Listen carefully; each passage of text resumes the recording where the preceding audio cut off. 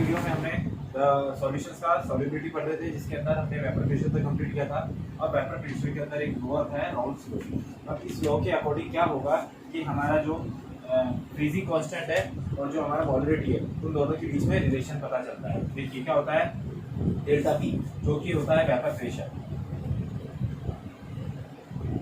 Pressure of particle. जो vapour pressure of particles होता है वो डायरेक्टली प्रोपोर्शनल होता है there mole fraction.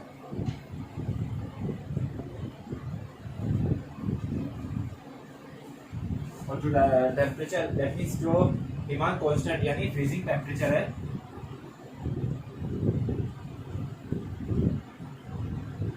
This is freezing temperature. Freezing temperature होता है मोल प्रेशर के डायरेक्ट प्रोपोर्शनल। सो ये दोनों for equation from first and second क्या रिलेशन निकलेगा, delta T F is directly proportional to X B.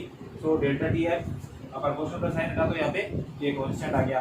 अब मोल फ्रैक्शन को अपन क्या लिखते हैं, according to weight of molecules A upon weight of total noise. तो क्या हो जाएगा, यहाँ पे मॉलिक्यूल्स का वेट आ जाएगा। फिर इससे हम टोटल वेट निकालेंगे। टोटल वेट में क्या करेंगे, जो पार्टिकल पीक है उसका वेट रखेंगे और जो दोनों पार्टिकल्स है उनसे दोनों के वेट को मल्टीप्लाई कर देंगे, जिससे टोटल वेट आ जाएगा। तो एंड में रिलेशन क्या निकलता है हमारा, जो टेम्परेचर और फ्रीजिंग पॉइंट है वो डायरेक्टली प्रोपोर्शनल होता है मॉलिक्यूलर के, यानी इसकी जो मॉलरिटी है वो दोनों एक दूसरे के पैरेलल रहती है।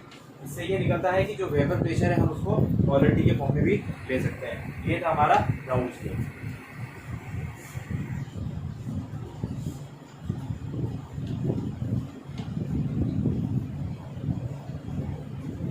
अब इस चैप्टर में मेन डेफिनेशंस है, अब हम उस पर चलते हैं। देखिए सबसे पहले आएगी ऑस्मोसिस, फिर सेकंड आएगी osmotic pressure,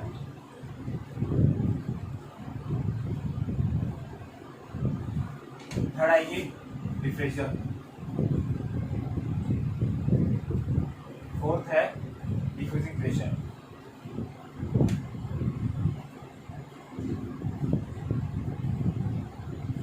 osmosis, osmotic pressure या डिफ्यूजन या डिफ्यूजिंग प्रेशर क्या होता है, हम इसके बारे में स्टार्ट करते हैं। सबसे पहले हम पढ़ते हैं ऑस्मोसिस। ऑस्मोसिस क्या होता है, एक प्रोसेस है जिसके थ्रू हाई कंसंट्रेशन से, देखिए सबसे पहले करते हैं स्टार्ट ऑस्मोसिस। ऑस्मोटिक क्या है, osmosis is a process from which A solution or substance is passes through a semi-permeable membrane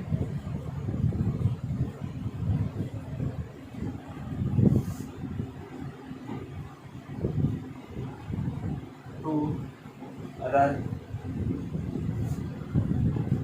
solution or place। इसके अकॉर्डिंग क्या है, ये प्रोसेस है जिसके थ्रू क्या होता है, कोई सा भी सॉल्यूशन या सब्सटेंस एक सेमी परमेबल मेम्ब्रेन के थ्रू दूसरे सॉल्यूशन या प्लेस में पासेज होता है। कैसे होता है ये देखिए, जैसे ये हमारा एक लिक्विड है, इसमें हमने यहाँ पे एक सेमी परमेबल मेम्ब्रेन लगा दी, ठीक है, यहाँ पे एक सॉल्यूशन है। अब ये सॉल्यूशन सेमी परमेबल मेम्ब्रेन के थ्रू इधर ट्रांसफर हो जाएगा। तो ये जो प्रोसेस होता है वो ऑस्मोसिस होता है। इस प्रोसेस को हम कहते हैं ऑस्मोसिस। ऑस्मोसिस के लिए कंपलसरी क्या है, सेमी परमेबल मेम्ब्रेन के थ्रू ही होना चाहिए। ये प्रोसेस सेमी परमेबल मेम्ब्रेन के थ्रू होता है और इसमें क्या होगा, जो डार्क कंसंट्रेशन या हाई कंसंट्रेशन से लो कंसंट्रेशन की ओर,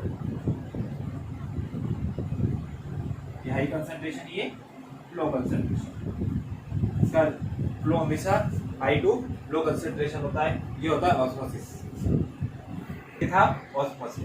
अब क्या होता है, ऑस्मोसिस क्या होता है, ऑस्मोसिस में एक प्रोसेस होता है जिसमें क्या है, ये जो सॉल्यूशन इधर से इधर ट्रांसफर हो रहा है ये फिक्स लिमिट तक होगा। दैट मींस एक फिक्स टेम्परेचर तक या एक फिक्स प्रेशर तक ये प्रोसेस कंप्लीट होता है। कैसे, हम इसके लिए एग्जांपल लेते हैं।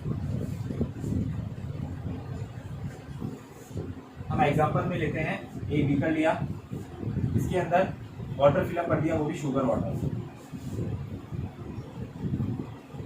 शुगर वाटर में क्या होगा, कंसंट्रेशन हाई है, ठीक है। अब इसके अंदर हम ड्राई फ्रूट्स की जो किशमिश आती है उसको रख देते हैं, ठीक है। तो क्या होगा, जो किशमिश है उसकी जो लेयर है वो सेमी परमेबल मेम्ब्रेन के थ्रू वर्क करेगी,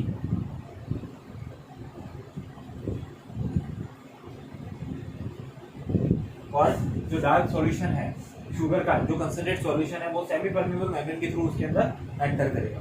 तो ये क्या हो गया, प्रोसेस हो गया ऑस्मोसिस। देखिए इस एग्जांपल के थ्रू हम क्या देखेंगे कि जो किशमिश है उसका साइज जैसे इतना है, तो इसकी कैपेसिटी मैक्सिमम से मैक्सिमम इतनी होगी, यानी उसके अंदर ऑस्मोसिस का प्रोसेस कब तक होगा कि जब तक उसकी जो सेमी परमेबल मेम्ब्रेन की फुल स्ट्रेंथ है वो जब तक पूरी कवर्ड नहीं हो जाती है। ये जब तक पूरी कवर्ड हो जाएगी तब तक उसमें ऑस्मोसिस का प्रोसेस होगा। तो ये जो लास्ट स्टेज है ये होती है ऑस्मोटिक प्रेशर।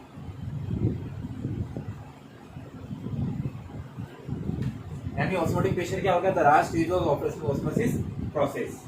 तो हम इसको क्या लिख सकते हैं, the last stage of osmosis process which complete the process।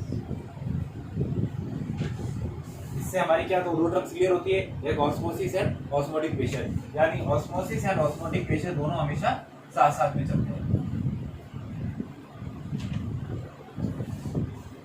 ये तो होता है ऑस्मोसिस। अब हमारी सेकंड आती है एंटी ऑस्मोटिक।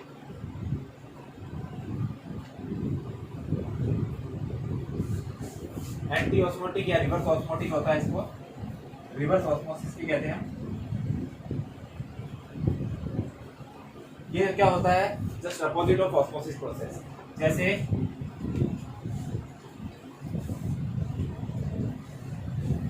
हमने अभी ऑस्मोसिस प्रोसेस में क्या किया, high concentration to low concentration, बीच में क्या था, पासेज थ्रू सेमी परमिएबल।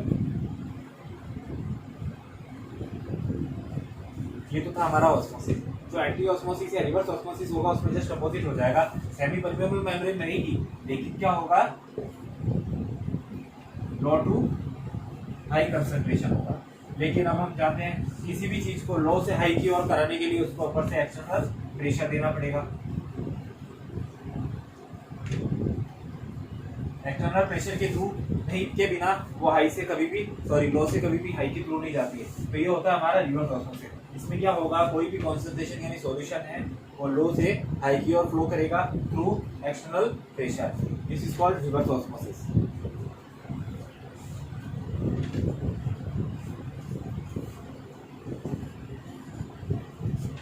अब इसमें नेक्स्ट आता है थर्ड, डिफ्यूजन। जो हमारी डेली लाइफ में सबसे ज्यादा यूजफुल है।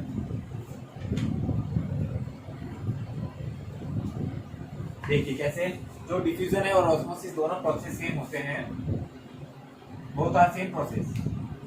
बट ऑस्मोसिस में क्या था, सेमी परमेबल मेम्ब्रेन के थ्रू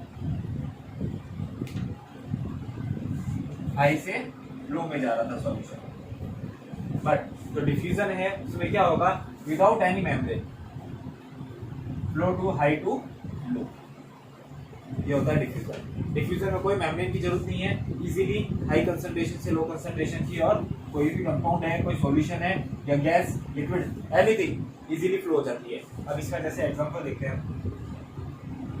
एक रूम के अंदर हमने क्या लगाते हैं, कैंडल्स या अगरबत्ती करी, जिसकी स्मेल क्या होगी, जिस रूम में हमने ब्लैंक के वहां ऑलरेडी बिना किसी मेम्ब्रेन या बिना किसी एक्सटर्नल प्रेशर के इजीली चली जाएगी। ये होता है एग्जांपल किसका, डिफ्यूजन का। जो बॉडी स्प्रे है, एनीथिंग जो भी हम यूज करते हैं वो अपना ऑलरेडी ऑटोमेटिकली हाई कंसंट्रेशन से लो कंसंट्रेशन की ओर फ्लो कर जाती है। उसमें कोई प्रेशर की जरूरत नहीं होती है, कोई एक्सटर्नल प्रेशर नहीं लगाना पड़ेगा, कोई मेम्ब्रेन की जरूरत नहीं होती है। ये होता है डिफ्यूजन।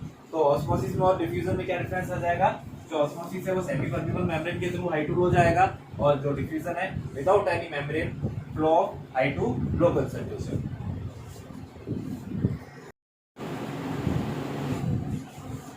तीन टाइप के ऑस्मोटिक सॉल्यूशंस होते हैं, 3 टाइप्स ऑफ ऑस्मोटिक सॉल्यूशन। देखिए इसमें क्या होता है, फर्स्ट आता है आइसोटोनिक, सेकंड आएगा हाइपरटोनिक एंड थर्ड आता है hypotonic.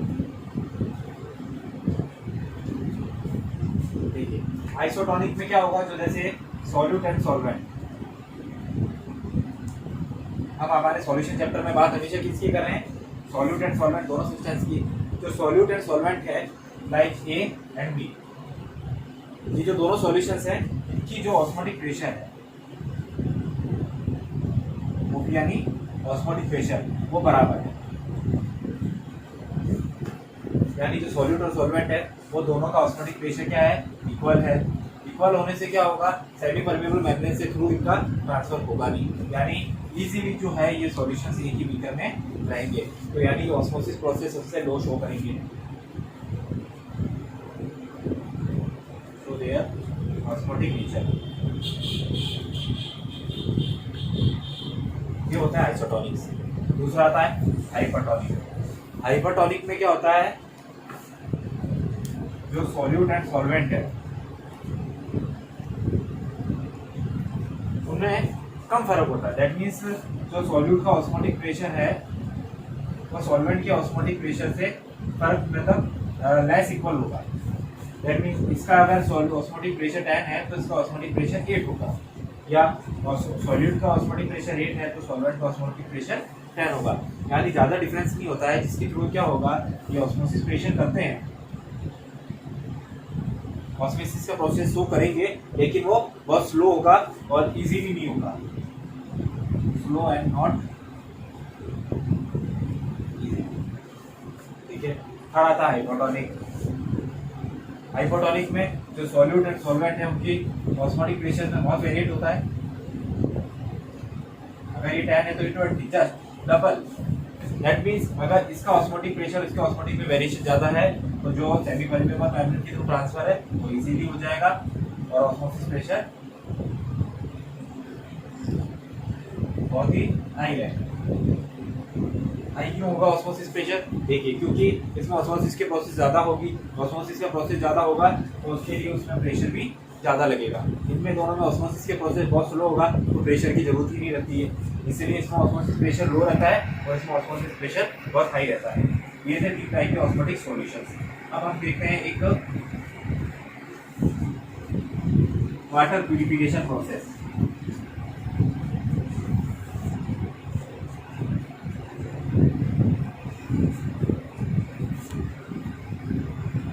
Water purification process. Water purification process में क्या होगा,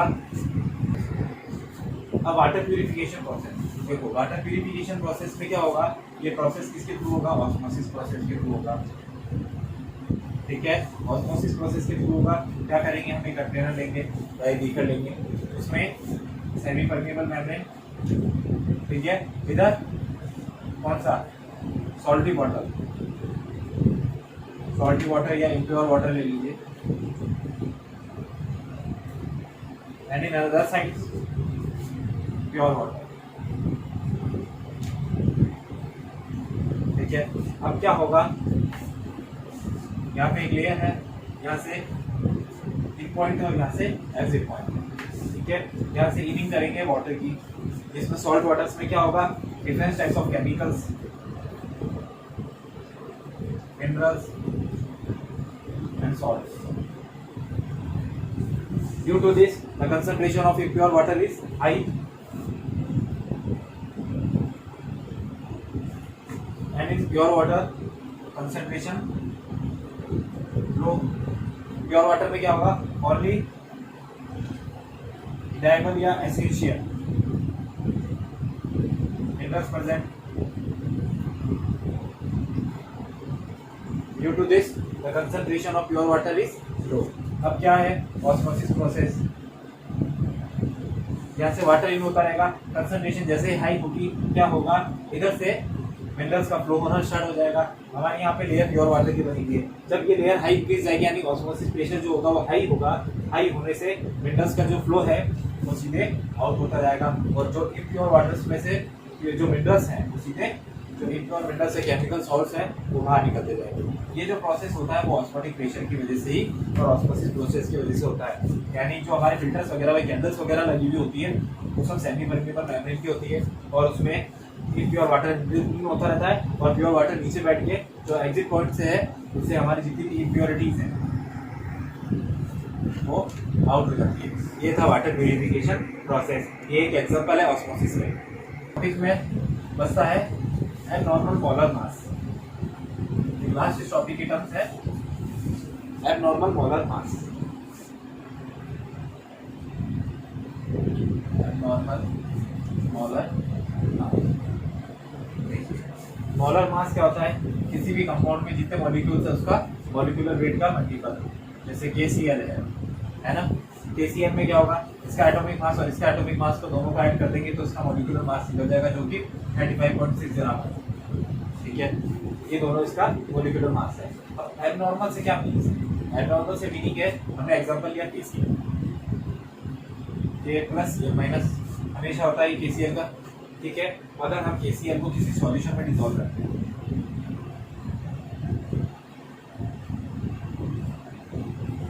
सॉल्यूशन में हमें KCl को डिसॉल्व, तो क्या होगा? डिसॉल्व करते ही आयनिक सॉल्यूशन है तो आयनिक होते ही ये K प्लस Cl माइनस में ब्रेक हो जाएगा। That means 1 mole of K अलग हो जाएंगे and 1 mole of Cl minus अलग हो जाएगा। दैट मीन्स जो हमारा मॉलिक्यूलर वेट था 95.6 ग्राम वो क्या होगा? ब्रेक हो जाएगा, जिसमें मोल्स ऑफ K अलग चले जाएंगे और Cl माइनस के अलग चले जाएंगे। यानी जब हमने एक्यूरेट मॉलिक्यूलर मास चेक किया था जब हमारा 35.6 ग्राम था, लेकिन जब हम बाद में सॉल्यूशन का मॉलिक्यूलर मास निकालेंगे तो वो जस्ट डबल मिलेगा। That means abnormal molar mass मिलेगा।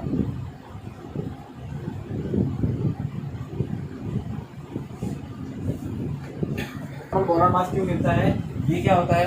ये हर एक कंपाउंड्स के साथ पॉसिबल नहीं है। जो आयनिक सॉल्यूशंस होते हैं या आयनिक कंपाउंड हो गए, इनके साथ ये इशू सबसे बड़ा रहता है कि जब भी इनको हम सॉल्यूशंस में ब्रेक करेंगे या सॉल्यूशन में डिसॉल्व करते हैं तो ये अपने कैटायन और एनायन आयन पार्टिकल्स में अलग हो जाएंगे। इसमें ये एनायन और वो कैटायन में अलग पार्टिकल ब्रेक हो गया, इसकी वजह से क्या होगा? ये मॉलिक्यूलर मास आपस में बढ़ जाता है और उसका मॉलिक्यूलर मास डिफरेंट हो जाता है। जब हम सॉल्यूशन में उसकी कैलकुलेशन करेंगे तो हमारा मॉलिक्यूलर मास डिफरेंट मिलेगा। तो ये होता है हमारा अबनॉर्मल मॉलिक्यूलर मास। और एबनॉर्मल मॉलिक्यूलर मास को हम कैसे कैलकुलेट करते हैं? हमें इसे डिनोट करेंगे small I. Small I is equals to normal molar mass divided by normal molar. ठीक है, अब देखिए क्या हुआ, जो एबनॉर्मल मोलर मास था हमें इसका KCl एक्शन में करते हैं, वो आया 35.6 ग्राम इसका नॉर्मल मोलर मास। लेकिन जब वो आयनिक हुआ K प्लस Cl माइनस आपस में ब्रेक हुए K प्लस Cl माइनस में, तो क्या होगा? कुछ पार्टिकल Cl माइनस के इसमें भी जाएंगे, कुछ पार्टिकल्स K प्लस के इधर भी जाएंगे, क्योंकि पूरा वो फिल्ट्रेट नहीं होता है। इससे क्या होगा? जो एबनॉर्मल मोलर मास है वो इसका डबल हो जाएगा। दैट मीन्स वो हमें कितना मिलेगा? 71.2 ग्राम। ये जो इसका डिफरेंस है ये हो जाएगा एबनॉर्मल मोलर मास।